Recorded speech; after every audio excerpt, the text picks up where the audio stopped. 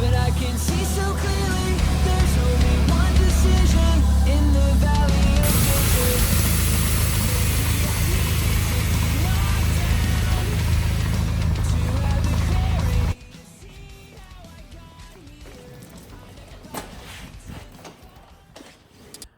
Alright guys, it's been a while since I've done a video, but this is my next video. This is a 2014 transit van. But this isn't just any transit van. Here's what makes it special.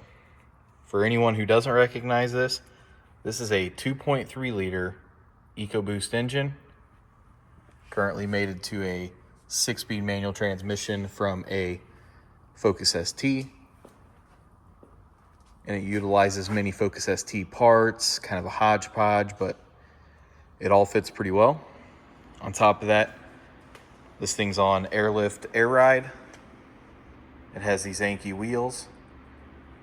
Currently, it is not body kitted, but this van does have a body kit that belongs on it. Some of the pieces are on now because they're a little harder to remove.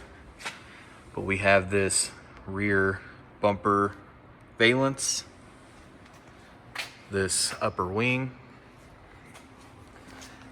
custom center exit exhaust, goes all the way through to the turbo. This is the long wheelbase van. And if you want to check out the owner's Instagram, this is Tim the Van.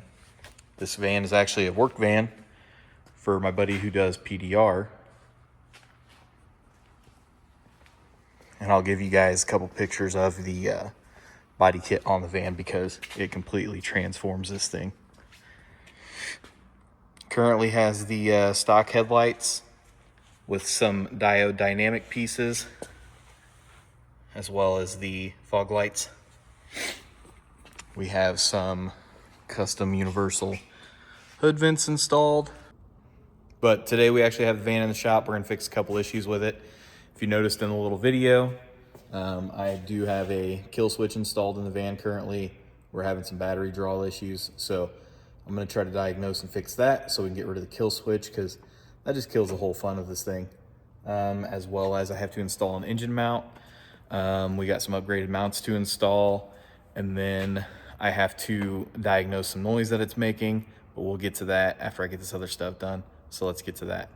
So while I did say we have some mounts to do, I lied. I actually only have the passenger engine mount to do. As you can tell, this is the stock transmission mount. I had done this a while ago because that stud kind of ripped itself out driving home one night. I downshifted and I heard a loud bang, and I had assumed that it was a transmission because we'd have been fighting some noises with it, and then I drained fluid from it not too long ago. It was pretty shiny and concerning looking. Come to find out, it was just a transmission mount that had broke. So I got it limped home, and I went ahead and replaced that driver mount, transmission mount, and I just got to finish up the job today. But we do have just the stock passenger engine mount with the Power Flex in it, and we're gonna go ahead and swap that out. I do have the JBR rear mounts already on, the transmission mount over here. We're gonna do that, and while it's up in the air, I'm gonna go ahead and show you what else is done to this van. Don't care if I'm alive or dead, as long as I don't become a threat. Delete these viruses that you spread, uninstall your software from my head.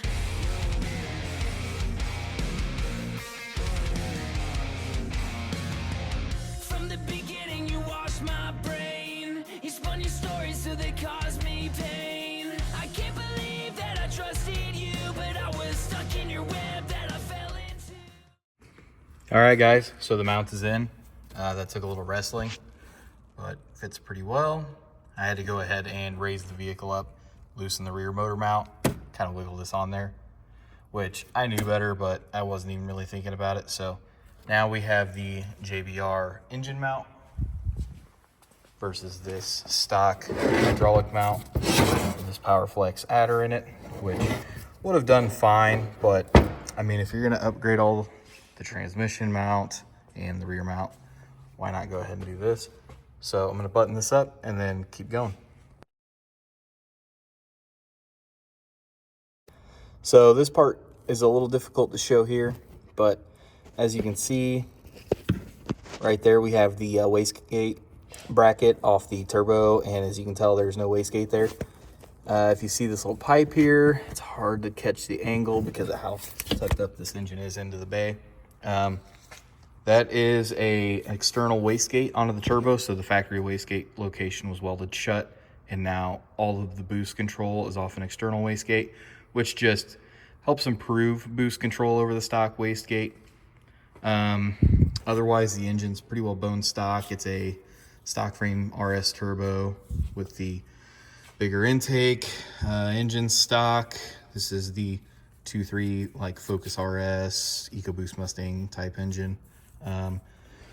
We have the Ant steering and electronics control pack, if I can get it to focus here. That's an eBay seller, and so far the control pack's been great. The vehicle's tuned by Midwest Boost Works, and the thing runs flawlessly. Gets into boost and everything pretty well. Rips for sure. With that screamer pipe, when that thing opens up, it's so much fun hearing that from a van. All of that is ran through the AEM digital dash here. Go ahead and power that up for you. Pretty nice little dealie. Have the airlift controller there. Everything is ran through a start stop button because it was kind of difficult to figure out how to get it to go through the key. On top of that, we have the Focus RS 6-speed shifter cables, Focus ST brake pedal and clutch pedal. All fits like factory. There was no modification required for it. Yeah, that's pretty much all the mods as far as like drivetrain. The shifter is mounted in there with some custom brackets. It didn't directly bolt to the floor. And then as you could tell, the center console was actually cut up to fit. So we do actually have the center console from a European Transit that was offered in a manual transmission. As you can see here, this shifter mounts forward. So in the front of it, kind of like the Hondas, like the 7th gen Civics and stuff. Whereas the Focus RS shifter base is located on the bottom. So trying to install it, I ran into an issue with the cables. He does have the cables on order that kind of got lost in shipping. So we're waiting on that. Otherwise, we're dealing with the kind of cut up center console for now. But we do have the actual stuff to make it look nice. So now that we have the engine mount done and kind of a little overview of the van, I'm going to go ahead and start on this parasitic draw issue. I'll kind of show you how to do that a little bit, but let's see if we can find it. So what we want to go ahead and do for this is access the battery, which is a little in here. And then how I have this kill switch wired up is just through the main power. So off the battery, we have power cable that goes down here to this fuse link here, and I intercepted that power for the kill switch. When you're chasing a draw, we're gonna go ahead and disconnect the negative terminal. It's a little difficult to get back to on these engines, and essentially what we're gonna do is in line put a multimeter and set its amperage. We're gonna read how much amperage is pulling through. Ideally, we don't want to see anything more, and this number really varies on how much you drive your car and things like that. Realistically, if we can stay under 150, that's where I want to be at.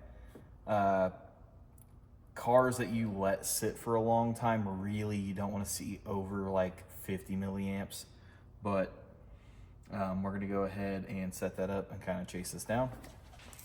So I actually have a Mac multimeter here. So we're going to take our positive and rotate this over to our 10 amp fuse. We're going to plug it in here. And then we're going to set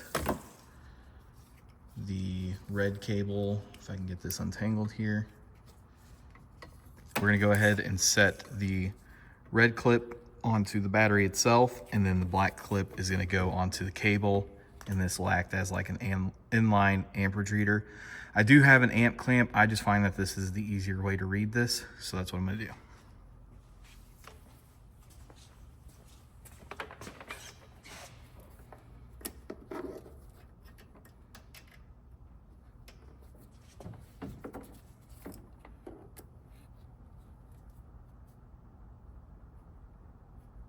Did I just burn my fuse?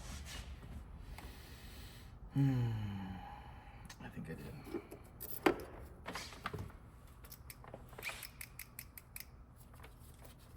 I'm pulling 13 amps right now.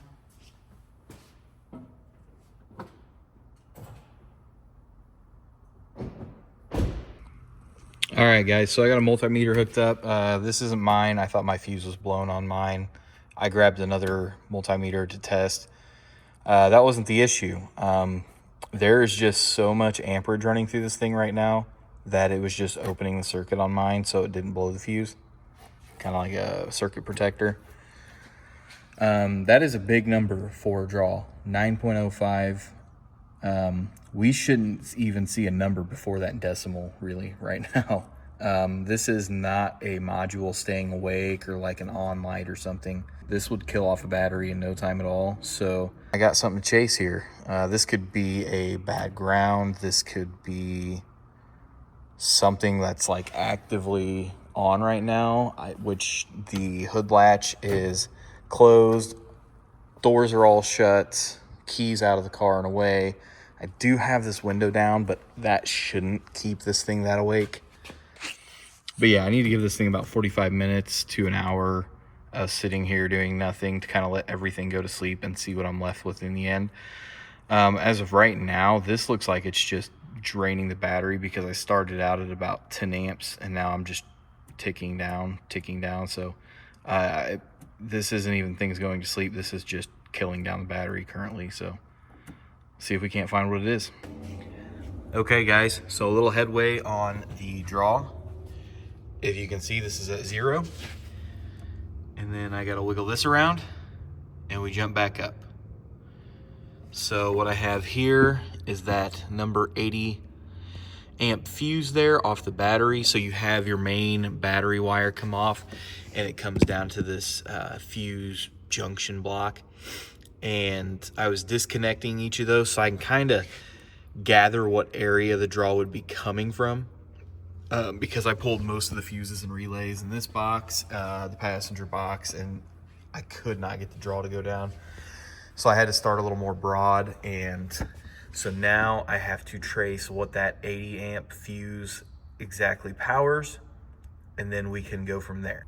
So now with a diagram pulled up, we were looking at fuse number 7. It's an 80 amp wagon, and the color of it off of the van is actually green and red. So we're going to trace down the green and red, which goes here to the rear electric booster heater. And for those not familiar, the long wheelbase transit van actually uses an auxiliary heater in the rear. It's located under the driver's seat. So we're gonna have to go under there and start ripping apart everything. This is what they refer to as the auxiliary heater right here, which would be like this. All right, guys, so we're back to figuring out another smaller draw issue.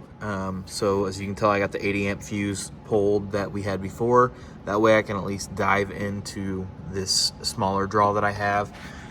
The issue is that last time I checked this, it was showing 0 milliamps. And so like one day I'll come out to the van and it'll fire right up. And then the next day I'll come out and it'll sit for maybe an hour or two and it won't start. So it's a super intermittent draw issue. I'm gonna hook up to it. I'm gonna try to not disconnect the battery completely, and maybe hopefully it keeps everything the same and will allow me to trace that draw. So let's get to that. All right, so as a tech, I have what's called Identifix, and what you can do is basically input your vehicle and type something in like draw or dead overnight to see if any other techs are facing the same issue you are. And here we have a couple people who have had issue with the steering wheel multi-function switch. So we're gonna go after that. The only other thing that I had seen was this ground, but it wasn't really causing a draw. It was just an intermittent electrical issue. So I think worst case, we're gonna go and disconnect the steering wheel switch and clean up that ground, check that ground, make sure everything's good, because a bad ground can cause a draw eventually. But as you can see right now, I've had this connected up for a while, and that is next to nothing for a draw. Like I said, this draw loves to be super intermittent. One day I can go out and start the van right up, and then the next day I can leave it sit for a couple hours and nothing. So next I needed to drain transmission fluid on it. We have a fill plug right there. Sorry, drain plug, and then a little bit above that is the fill plug, kind of right there. We were getting some transmission noise last time I drained it. It was pretty bad looking. So I'm gonna drain it now, see what it looks like, take a sample, refill it, see if that changes anything, but I'm suspecting we're gonna need some internal repair.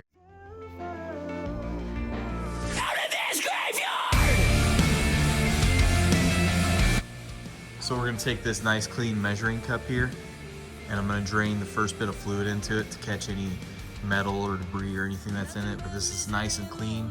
That way we can later examine the bottom of it with a flashlight, make sure it doesn't have any metal or anything like that. Buried in complacency, but it's time for me to get out, and it's time to leave the dead things behind. I'm feeling my heartbeat now. So definitely not as bad as the first drain, but as you can see here with the flashlight hitting on that, you can see how sparkly that is. That is not air, that is sprinkles of glitter throughout. But if we look at, usually you can see a lot more at the bottom, so we'll kind of take a peek, but there really wasn't a whole lot there other than it just being shiny.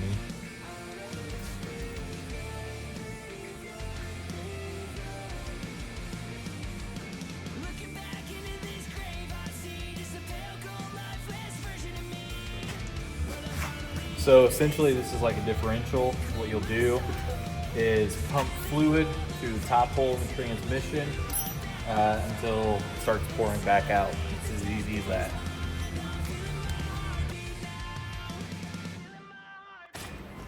So we'll put one hose into the bottle, the next hose into the port at the transmission. Kind of tricky to get it to stay in there, because once you start pumping fluid, it gets pressure and kind of pushes the hose out of the port.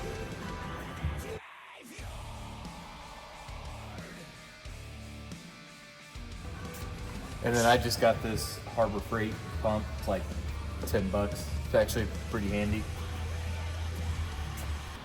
All right, so now it's running out of the top of the port.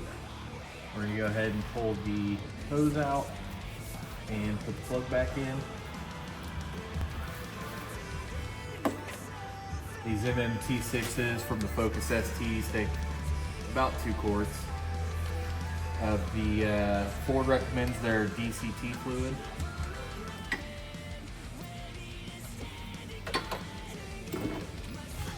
Here's the fluid that Ford recommends you use in these MMT6s from the Focus ST. This is just dual clutch transmission. Motul actually makes a really good alternative for this as well. It's not the most readily available, but still pretty easy to get.